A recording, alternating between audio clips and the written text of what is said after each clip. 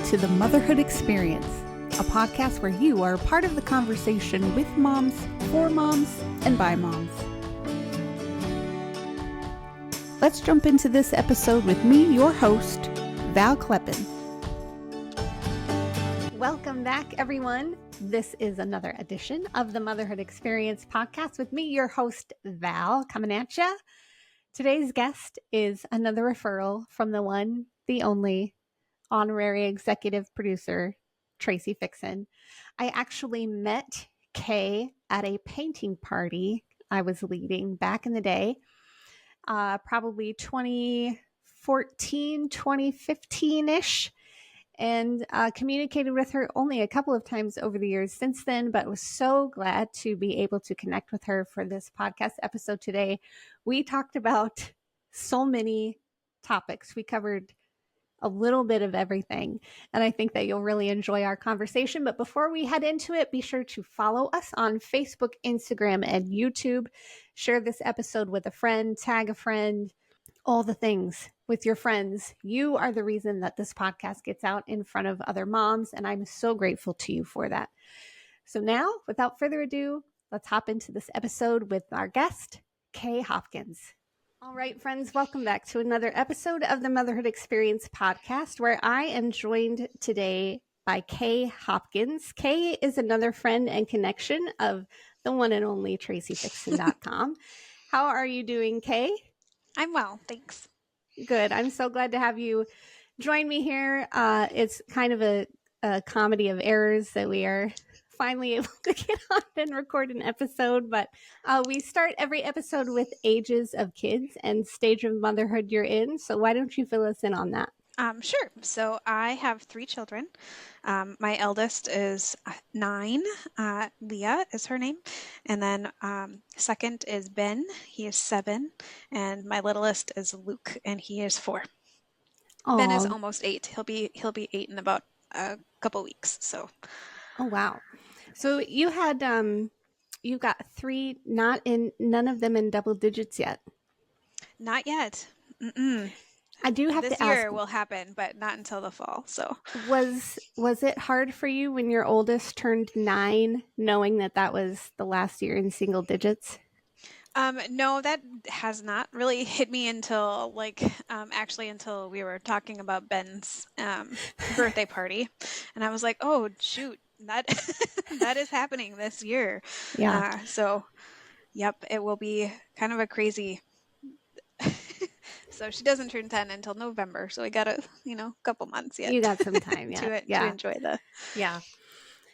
So when you were growing up, first of all, do you have siblings, or are you an only child?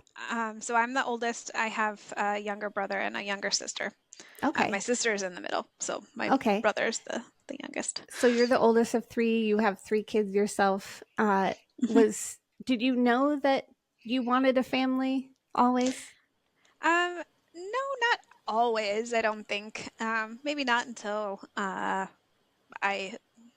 met my husband, I guess. But we were teenagers when that happened, so I guess it's been more than half of my life, if that. Oh wow, if that counts. But I wanted a lot more kids than he did. So he wanted 2, I wanted 4, and we, I guess, settled on 3. So compromised and met in the middle. Compromised, yeah. Yep.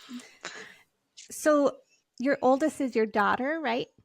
Yes. Is that what you said? Yep. What was it like for your husband having a daughter first?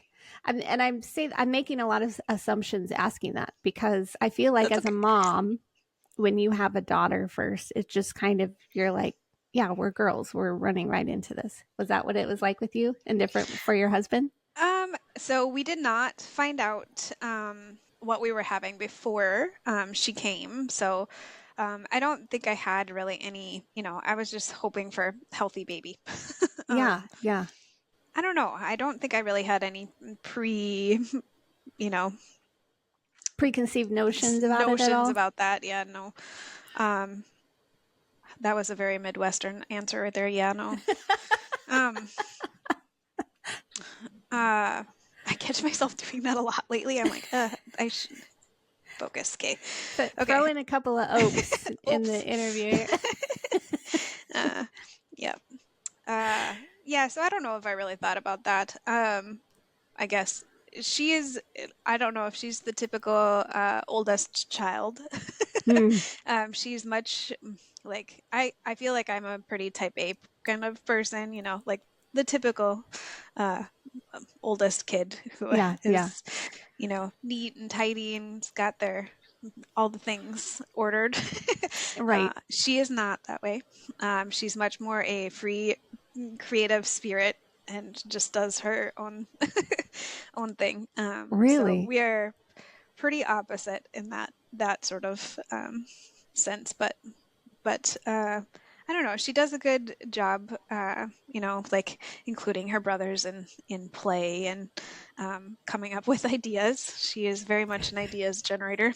Yeah, Um, so it's a lot of, I don't know. She leads, but differently than I do, I guess. yeah. So Do yeah. you do you think that comes with age though? Because I'm hearing you talk. I'm an oldest child, and my daughter is an oldest child who sounds like your daughter, really. Where like I think things should be regimented and organized, and there's hmm always like things are more efficient when they are a certain way. But also now I'm wondering, hearing you talk, like I wonder if I came into that at some point.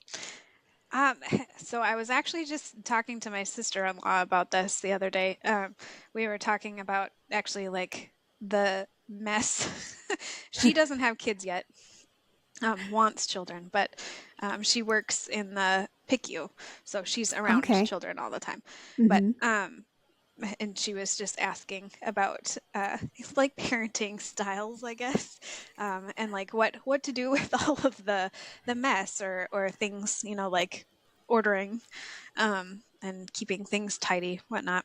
And I was like, you know, I've been trying to tell the kids, especially this summer, because they're home, and there's a reason that you do things in a certain order, right? But then also like be efficient with your time. So like you walk into a room, you notice something, you know, needs to be put away or brought to a different space or, you know, whatever, and then you just do it.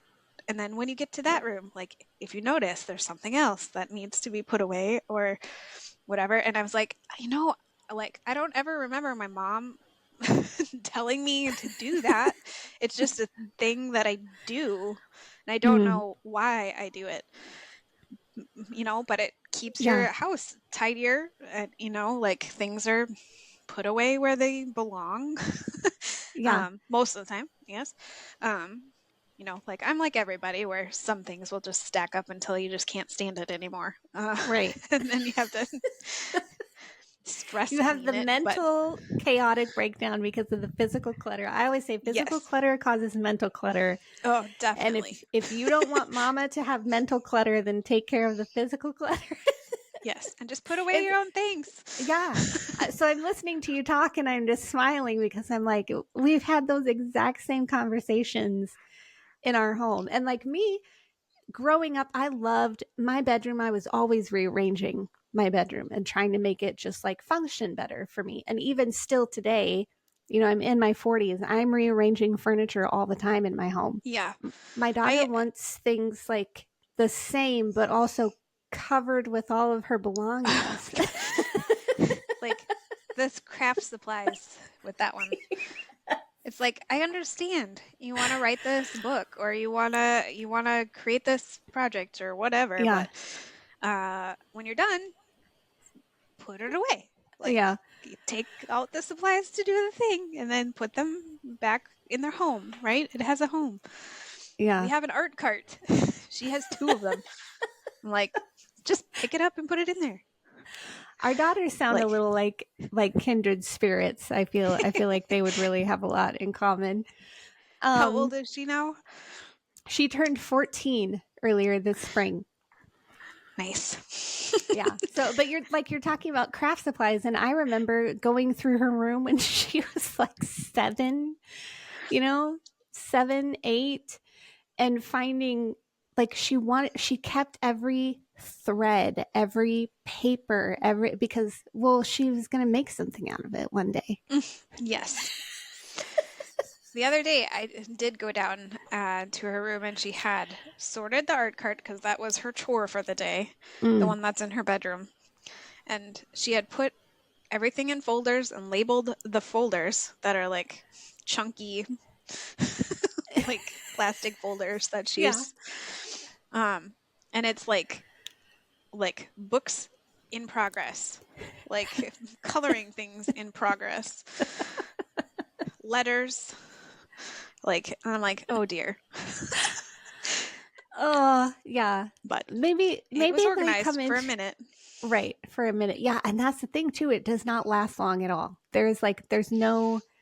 No, there's no honeymoon period with it even. It's just like a minute, maybe one literally. night.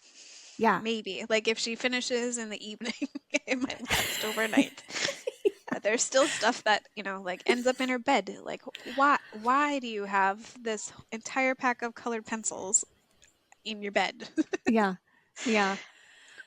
So you didn't find out with her what you were having. Did you find out with any of them or were you We surprised? did with both of the boys. And that was mainly for like planning purposes to just find out like if we needed different furniture or clothes and that sort of thing. Yeah. So So it that was worked not a out surprise then. with the boys, but That your youngest could still get like the hand-me-downs and stuff of yes, his older brother. yes. Do you find do you have families or something that you can get hand-me-downs for your daughter from? So not as much anymore. When she was littler, we have I have a cousin actually that gave us some girl stuff.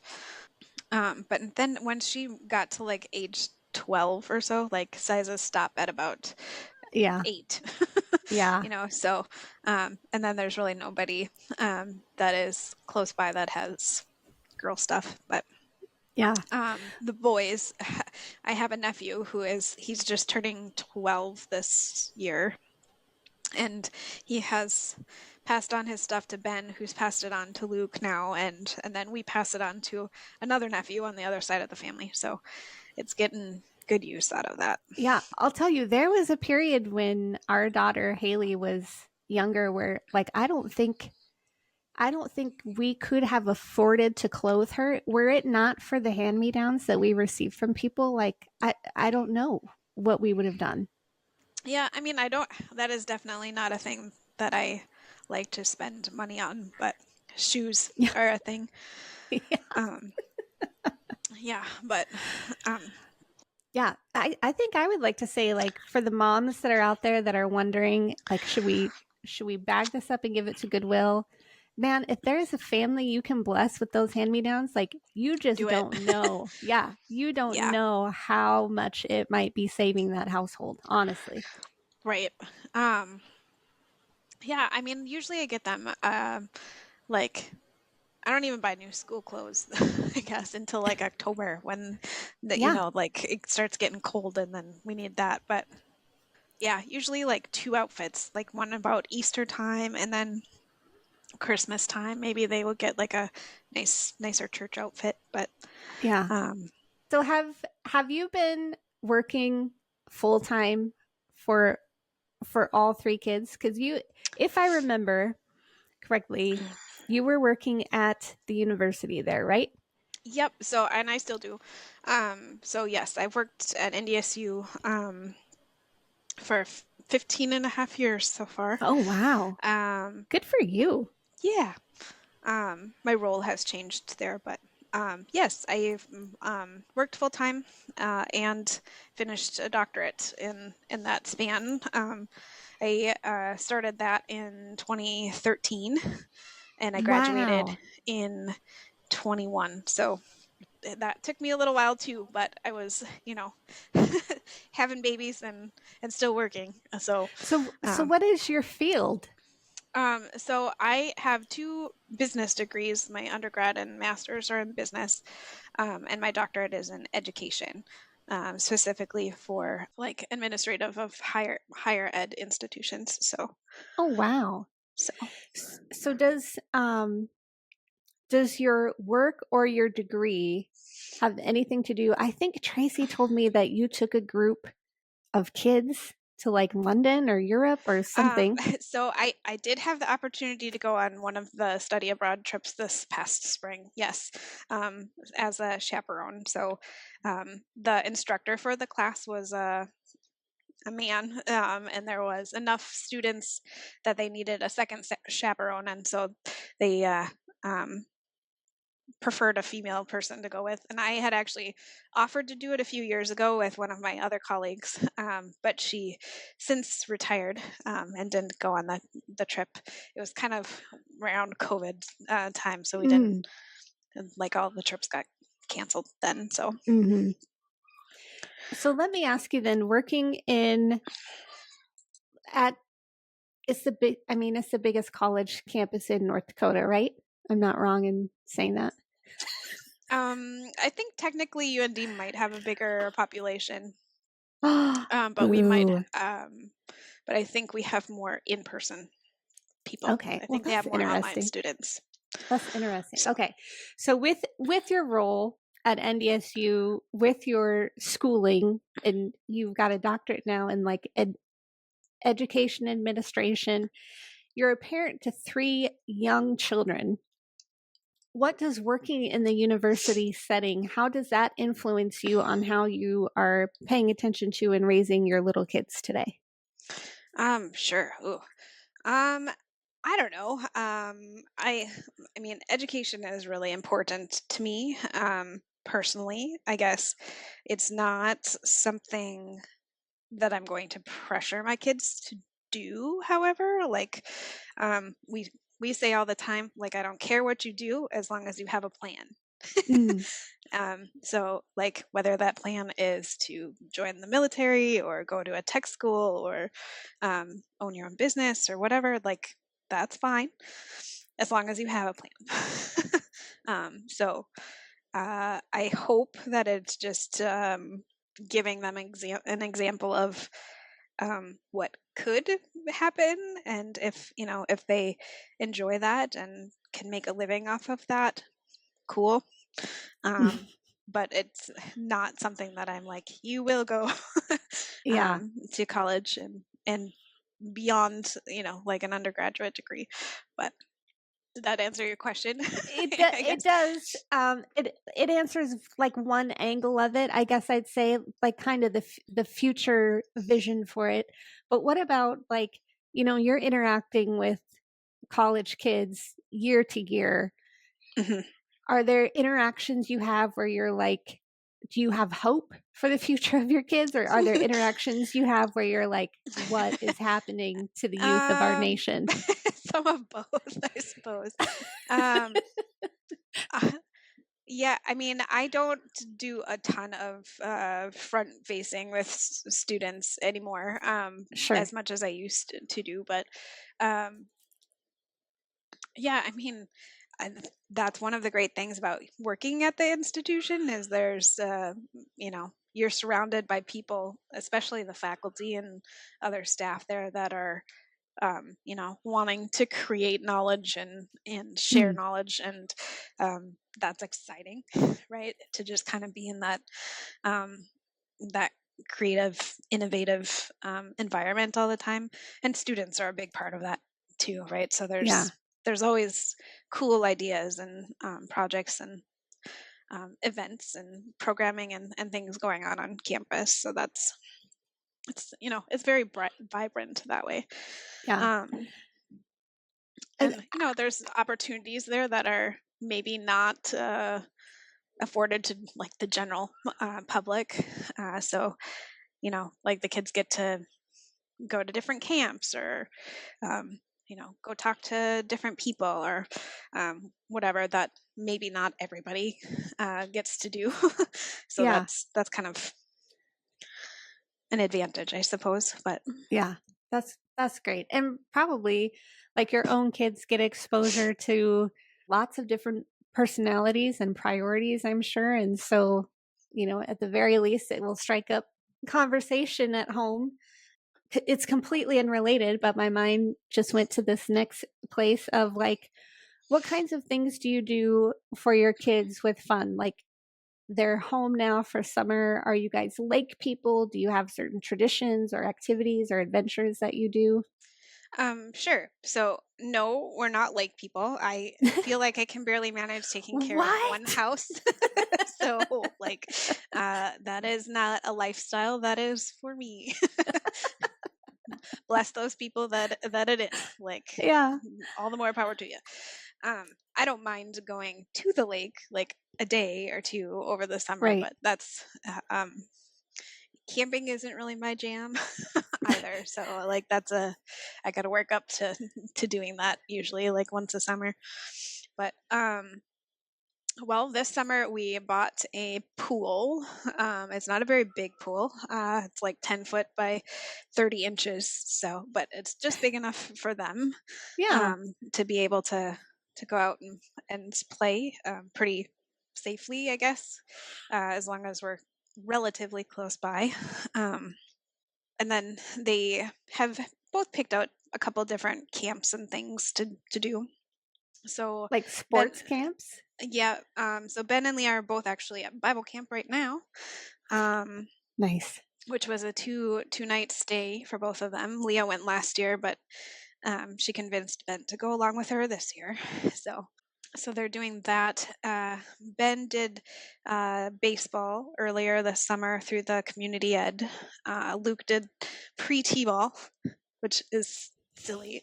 Like I don't know why they just didn't call it T-ball. Oh, but I Um, can just picture it and how adorable it must have been. it was 3 whole days, and he was very happy it was done.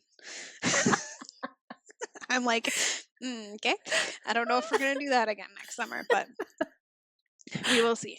It was very cute to see the like most of the kids were littler than he was, so to see them No up at the kidding. tee and or trying to catch balls and like the massive children that like the ball gets hit and they all run to the same place to try to get it, and it like you're more competitive with your teammates that are out in the field Right. Right. than you are with the other team, but it was Oh, fun for man. those couple days. So during the school year, Leah plays piano, and then she takes lessons for that, and then dances. And I swore I was not going to be a dance mom, but I guess we're doing that. I mean, she's not athletic; she's very much like her mother in that way. But I figured as long as she doesn't want to be like on the competitive team, and she only wants to do like one combo class, so it's like they get a little bit of ballet, which she's actually pretty good at, and I think she enjoys much more than the other things. But I kind of was like, maybe you just want to do ballet this year, but she said no, she wants to do the combo. Mm, And then there's like jazz and hip hop, so um, yeah. so it's a little bit of everything, which I think keeps her attention, um, which is good. But that's only a day a week too, so I can live with that. It's not too competitive or like we're not running every day of the week, which I didn't want to do. Yeah. Um, And it's surprising, though, how quickly that can happen and how fast it gets out of hand. yes, how some parents do it every day. I'm like no, I don't know. It's really important to me to have family meals together, especially in the evening. And so, Mm, like when things are just at not good times, for that yeah, to be able to still be a kid and go to school and then also do those other things. So right. especially when they're still this little, I'm like, there's no point in doing more than what you're doing right now. But Yeah. I still remember, I think Haley was, gosh, how old? She maybe could have been 4 or 5, and she would go to Wednesday night Awana hmm at church, and uh, you know, it. I don't remember the specific time. It's 6 to 8 or 6:30 to 8 or whatever it was. But we would bring her home and get her ready for bed, brushing her teeth, and she'd just start crying because she was so tired hmm from going to kindergarten during the day, and then here we are like rushing through dinner, going to Awana, which is supposed to be this great thing. And I mean, it is a great thing, but she had to tap out. Like it was so Yep. much. And that was just on one day. And then you Too many factor in, people-y things. yeah, all these other activities. I Yep. remember when COVID hit and everything was canceled. And while it ruined a lot of my plans, it also cleared my calendar. And I was like, this is Not not bad. necessarily a bad thing. Yeah. So, But I don't here we know. are 4 years later and everything's crazy on our calendar again. Yep. Yeah, it doesn't take long to fill, to refill. Yeah. So, but then, yeah, that's pretty much all she's doing. Ben wants to play guitar, and he did get a guitar for Christmas last year. Oh, wow. But his hands are too small yet for it, so I think we might have Mm. to wait another year or so for that to actually come to fruition. But um, he did a computer camp this summer too, which was only a day. I don't know why they call it a camp, but and he did enjoy that. So he's a little bit more of my techie guy. I think he likes Yeah. that computery stuff. So Yeah. electronics have always been a thing for him. So hopefully he'll get into that a little bit more in the future. But Do you struggle with the balance of like technology in your home and your kids with screen time or things for them? yes. I mean, I don't know if I struggle with it so much as just like have to make peace with it. Sure. um, Sure. like we do have some, I think, fairly fair rules about. So each of the kids have Kindles that they can watch TV and stuff on, but especially the older two who can read and read well and actually quite like to read. They have to read 25 minutes a day during the summer, and they do that. Usually, Ben does that before he even gets out of bed. So that's Wow. a pretty cool practice. And I'm like, hey, buddy, just like keep doing that. Um, so, I mean, they do have to get in a set time for reading. She is much like me in that way too. Like, she will read far into the night to the point where I'm like, I'm going to bed, and I'm like, dude, you got to shut off your light, go to bed. Like, you have to get up in the morning, right? So she loves to read too. So I don't have any real qualms, I guess, about them having screen time as long as that's also happening. If we ever kind of see that slipping, though, like it's like not no tablets for today, right? Yeah. And then we have some rules about like not at the dinner table and or and then at bedtime during the weekdays it shuts off by like 7 o'clock, and then but on the weekend they can stay up until like 9 to watch TV. So Yeah. So with all three kids of yours being under the age of 10, do any of them like sleep in past like 7:30 a.m. or are they early risers? for the most part they're pretty early risers. Ben, my middle guy, I would say he's the latest riser. Luke, on the other hand, is like a 6 a.m. kind of guy. So, and they share a bedroom, so it's usually like once one's up, they're both up. But Yeah. yeah, There was a season in my life where I was pretty sure I would never sleep past 6 a.m. ever yep. again because of my So kids. we have gotten them trained, maybe I don't know, to just leave us alone. So like, it's okay if Yeah. you get up, but like make your breakfast, do your Yeah. reading, go do something quietly, and just leave us alone. So Yeah. they do pretty When well with that. But when we started homeschooling, we implemented a rule that they could wake up whenever, but they had to stay in their rooms until 7 a.m. that's a good rule. Yeah, I'll tell you, it saved our sanity many a morning. Yes, I believe it. Yep. Yeah, but only now, like my son, he's the younger one. He still wakes up pretty early, but my daughter is starting to sleep in, and I'm very thankful. And you're like, oh, finally. Yeah, and I say often, like, I never thought this day would come, and here we are. It's The day kind of, the naps stop is like the yeah, worst day ever. yeah. It's Because I really would hard. very much nap with them whenever I could. And yep, that is very hard. But Yeah, it's hard on everybody. Yes, even them, and and then they they, become teenagers and then they're like, who wants to nap? yeah, And then they become college kids and they're like, a nap? I'm in. No. yeah, yeah. How much credit can I get for a nap? Right. So do you guys have any pets or anything? We do have a cat. We just got him. Let's see, not this Christmas, but last year, actually on New Year's in 23. So, Okay. um, we got him New Year's Day. So he is our first fuzzy pet. We had fish before him, but Okay. um, yep. I like I don't mind cats at all, but I would consider myself more of a dog person. But So how come just you got a cat instead of a dog? yeah, if just well, so we live in town, and I think at the time we were just kind of like, if we were gonna do a puppy, we wouldn't be here to be able to like let them out and or have the yard and stuff to go let them Yeah. run. We also don't have a fenced yard, so there would need to Okay. be some measure of you know, like leashing or something going on there. But Right. Do the kids chip in at all with chores for the cat?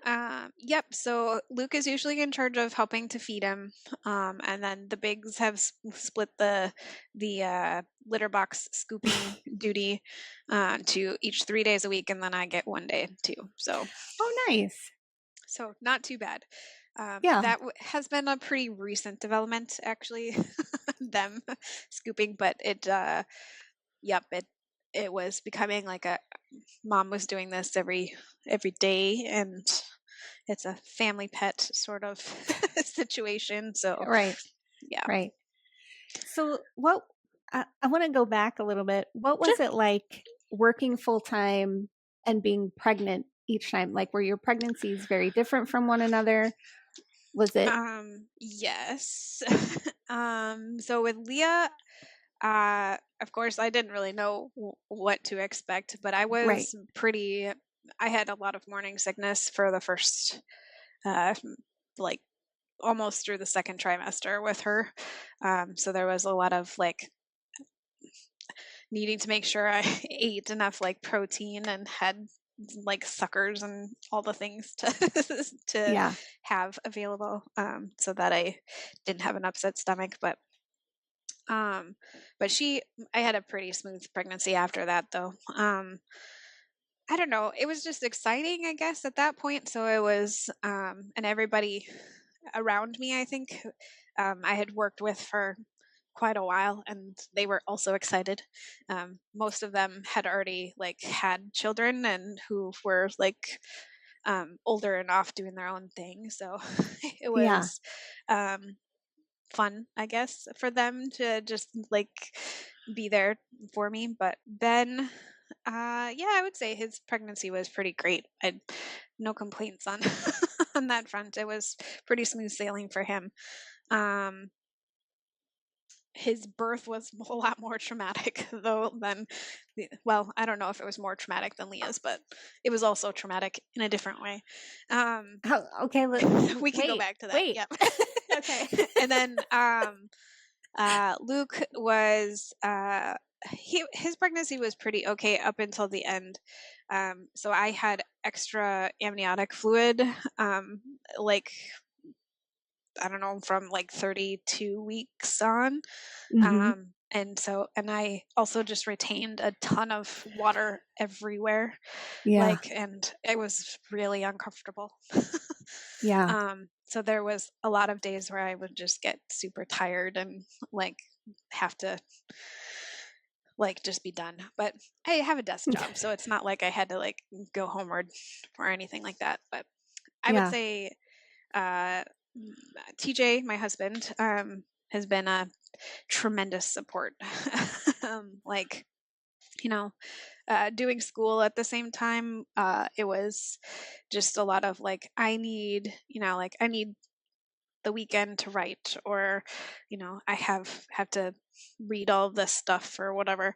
And he would just take the kids and do the his you know do whatever he needed to keep them busy, or you know clean and fed and parenting, Wow. on his part. And so yeah, he's an excellent partner like that. But Oh, that's um so great. Way to go, TJ. yes. um and I don't know, I guess whenever I just needed a break from school stuff, it was, then I could go do stuff together as a family, or if I, just needed kiddos and snuggles or whatever, I could do that. But Yeah. Those snuggles, so they get you every time. Okay, so yes. tell me then the birth Their birth stories. stories. Sure. So Leah, yeah, was going fine. I At that point in time, I was teaching a class.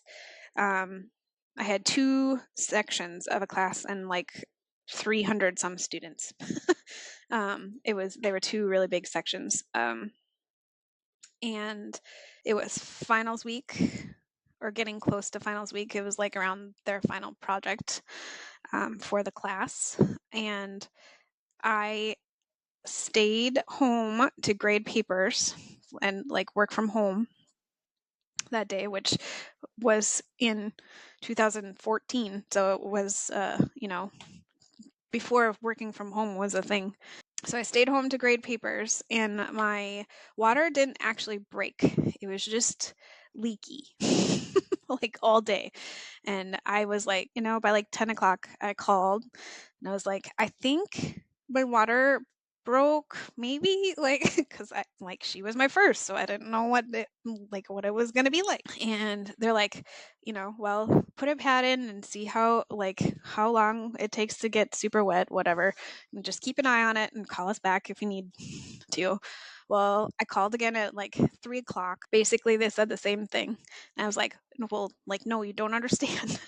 Like, it's been happening all day. Like, it just feels like I peed my pants, and it's not anything, just little trickle. And then at like 5 o'clock, I was like, I had finished grading all the papers, and and TJ got home from work, and I was like, or he was not home from work yet, and I was like, I'm going in, like something is happening, and I'm going in. I'm just like gonna go get checked out and see if, I mean, at that point I was like, I must have leaked it all out. There can't be anything left. What is she breathing? Like, and so, well, I didn't know it was she, but what's it breathing, right? So I went in. I was like, just meet me there.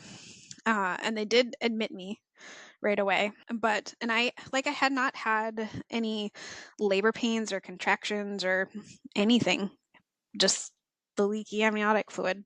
So they admitted me at like 5:30, and so TJ just met me there from work. Well, I think he stopped and got our bags and stuff. But so that was on a Friday at about 5:30, and then like they tried everything.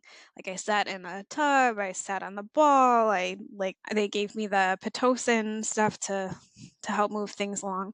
And I was only dilated like 4 centimeters or something when I got there. So it wasn't even very far. And by like Saturday noonish, I was still only at like 8 centimeters. So still nothing. And the Pitocin was awful. Like, I had, like, they were giving me the highest dose of that, and like nothing was happening. And I got an epidural because I was getting closer to like pushing then by like Saturday afternoon. And that was fine. I pushed for a little while, nothing happened. And then all of a sudden, the epidural stopped on my right half, like straight down my body. So they adjusted that. So I actually got a second epidural, so that it would start working again on the right half of my body. And then, like, all night, nothing happened. And like by 5 a.m. the next morning, I started running a fever. She was fine, totally fine, except I started running a fever. So they were worried that like infection or something would have started. So I actually had an emergency C-section with Leah, and they waited another like hour or something for my doctor to be on shift because she was coming on to shift in that morning. So they waited for her to deliver. So she was born at like 6:30 or something in the morning via C-section. So that was, not the way I had planned. And then I got the drugs for the C-section too. So I had two epidurals plus the like I suppose it's an epidural for that too. And I felt like death afterwards. Like I remember laying on the operating table, like I was like, please just give me something to squeeze, like a washcloth or something, because I was like desperately trying not to fall asleep. I was like, I need to be here. And I can't even stay awake because I have so many drugs in me right now. And then she came out and we were stuck between a couple names. And I was like, is she a Julie or Leia? Because were thinking Leia. And he's like, she's not a Julie. So I was like, okay. And I was like, but I don't think I can do Leia. Like, it's a little too much, so we settled on Leah. Like that's closer to Leah, and it's more normal. It's a little less Jedi, right? Yes, that's a little less. What what was your recovery like from that cesarean? So of course I thought I was super mom and trying to do all the things, and um about day 2 of us being home, I felt like I was failing at all of the things because she wasn't latching right and all the things, and I was in pain and I didn't want to take the pain meds. And TJ was like, just go and do that or otherwise you can't function. Like you have to be there. So it did take a little bit of coaxing from him to say like, no, you got to take care of yourself first before you can take care of her. um but afterwards, after we kind of got into a little bit of a routine and that pain management, I guess, it was fine.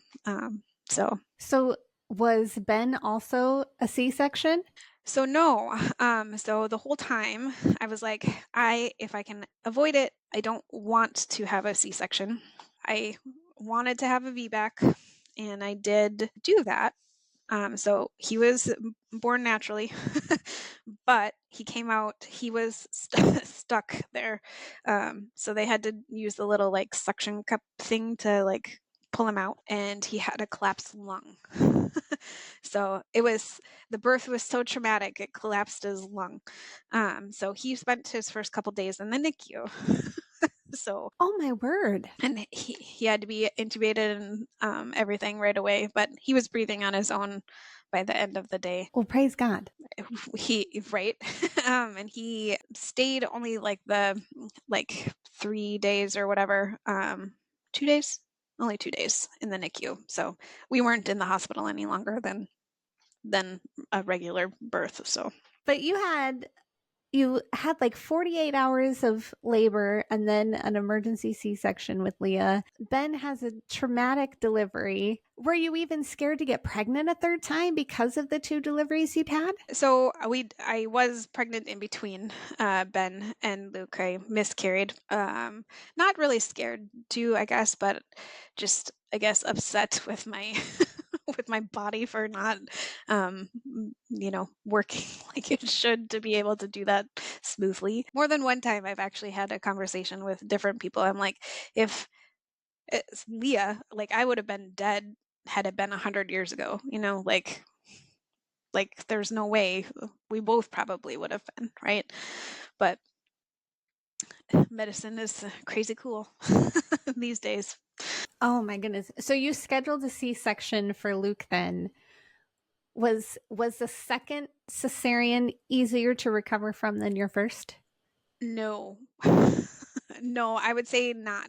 Like, I mean, I knew better that like pain management and stuff was like take care of that. And I knew like different compression things and stuff felt better.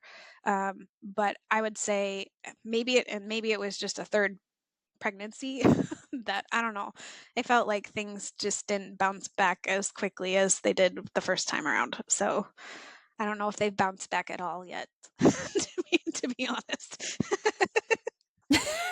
Oh, you reach a point where nothing bounces that you want to bounce. Right. Or things do bounce and they shouldn't. Right. Oh gosh, well that's a little bit fascinating to me. I also had 2 cesareans. The first one when they cut into me, one of the nurses said something like you're going to feel a little pressure or something, and I felt like someone was hitting the top of my belly like this, like just hitting it over like across my belly. And I was like, why are they doing that? I thought they were just, I don't know what they were doing, but it felt like they were just doing this across my belly. Well, it turns out, no, that was the muscles coiling from them making the cut, which is super weird to think about. I mean, there's so many muscles there. Like, well, and there used to be, we'll say. But yeah, I don't know if there's. oh, they're still there. They may not know what their job is anymore. Yeah, they're so confused right now. All right, so wow, okay, I feel like I've taken us all over the map on this conversation, but I just want to ask, I guess as we wrap up here, you are a high achiever, obviously. You've got so many irons in the fire and you are juggling them well. What would you say to encourage another mom who has dreams, aspirations, goals to have a family for one, but also pursue career aspirations and or higher ed for themselves? One, find your support system, right? So whether that's other like other moms, other family that's close by, your partner, because that stuff doesn't happen with just you alone.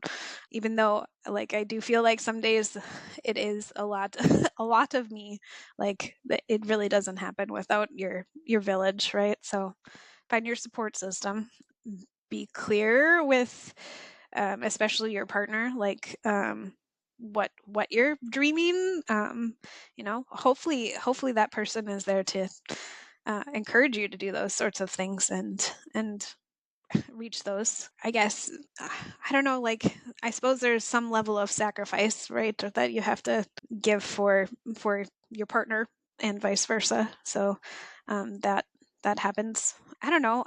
We all kind of mom different. So I don't know that there's like there's not a right way to do it. Like even same conversation I was having with my sister-in-law the other day. Like, I do not play with my kids. I'm not good at it. I have never been good at play. Like, even when I was little, I just don't do it. But then our other sister-in-law is like, she's always just there doing and playing with the kids, even our kids. And I'm like, nope, that's not for me. Right. So I think there's just a difference of, you got to know your boundaries and what you're doing, and it's not wrong if it's different from somebody else, and you just got to be okay okay with that, right? Yeah, so good, so key, and so good. And also remember or remind yourself periodically, however often you need to, that it is possible.